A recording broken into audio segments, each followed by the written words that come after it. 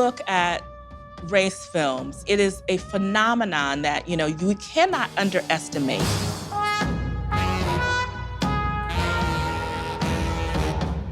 These were stories that were created for an audience that was otherwise completely ignored or totally misrepresented in mainstream films.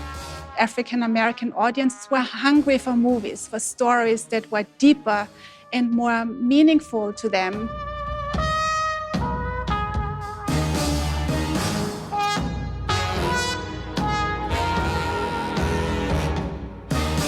You had writers, actors, directors having the daring to use this new technology and charge ahead saying, we're going to push this noble cause of Black modernity forward.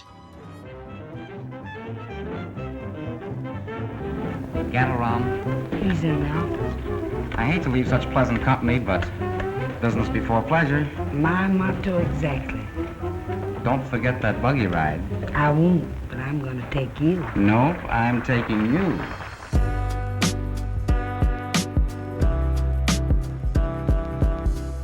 When I started to develop the exhibition together with Raul Guzman, we explored some findings in the Academy's collections in the Margaret Herrick Library. We have posters of so-called race films that show all Black cast movies in all genres. And those were movies that I did not know about. And I was frankly mad that I didn't know about these films because the posters looked so fantastic.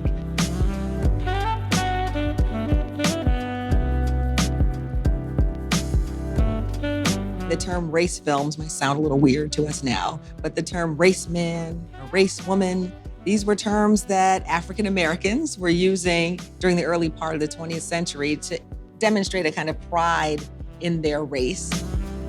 These were works that were done in the 19-teens through like the 1940s. Many of them are lost, or at least we don't know that they exist except through the beauty of Negro press, writers, film critics, and through posters.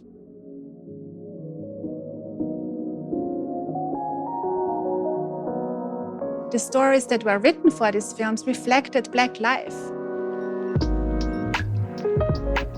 So we're gonna have mysteries, we're gonna have dramas, we're gonna have romance. They were there to entertain audiences, but at the same time, many of them had a little bit of a social commentary as well. Oscar Micheaux is one of the key pioneers from early Black filmmaking. He was always pairing romances with political and social commentary.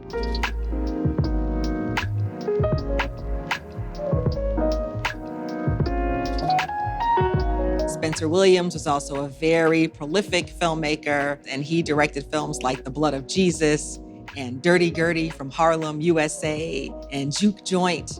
And these are films that run the gamut of kind of religious dramas to these family comedies of class distinction and kind of failed romance. I want to show you.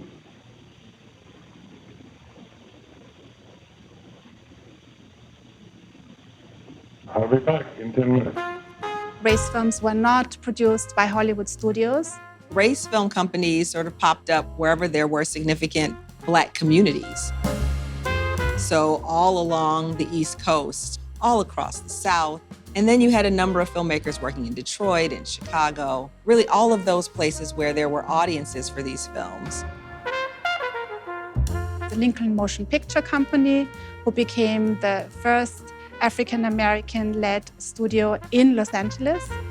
Toddy Productions is a company that made a lot of films. $1 Million Productions created Reform School. The Norman Film Manufacturing Company in Jacksonville, Florida, is a key white-owned company. White producers found interest in these films because they saw that African-American audiences were hungry to see themselves on the screen. Many of these filmmakers were doing one take, a guerrilla filmmaking tactics. They were trying to figure out any means necessary to get their work done and get it in front of their people. that wherewithal, that hustle, that determination, and that belief that in order to achieve some kind of voice of my own, I have to do this outside of the industry. And that, to me, it's an American story. It is a story of resistance. It's a story of the power of art. Educate the public and businessmen of this country to know that when reform school boys are released, they're not criminals. They're ready to take their place in society. We're talking about periods of prejudice, of constant, sort of racialized terror that was still happening. As this country was segregated for so long, the movie-going experience was a divided one. Chicago had theaters that only Black audiences went to. But then in the South, you had theaters where Black people could go to the movies like at midnight, these midnight rambles. The joy and the laughter that we can imagine in these all Black theaters enjoying these films, the kind of intimacy of that culture. It also shows how film as a medium is something that reflects us.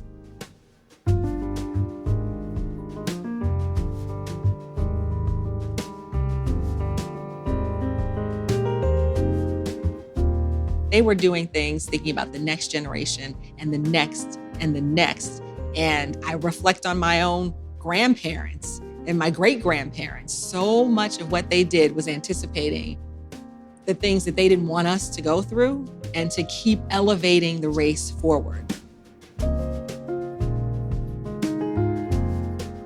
The race film movement is actually part of, I think, a larger network of independent filmmaking practices that it's really important for us to uncover if we're ever going to decenter the idea that Hollywood was the only place where films were being made. We need to look beyond the studio system to understand a deeper involvement in cinema. And that allows us also to stretch the canon a bit, which I'm really excited about because I think we need to look at cinema history again and again. And the more we look, the more we find.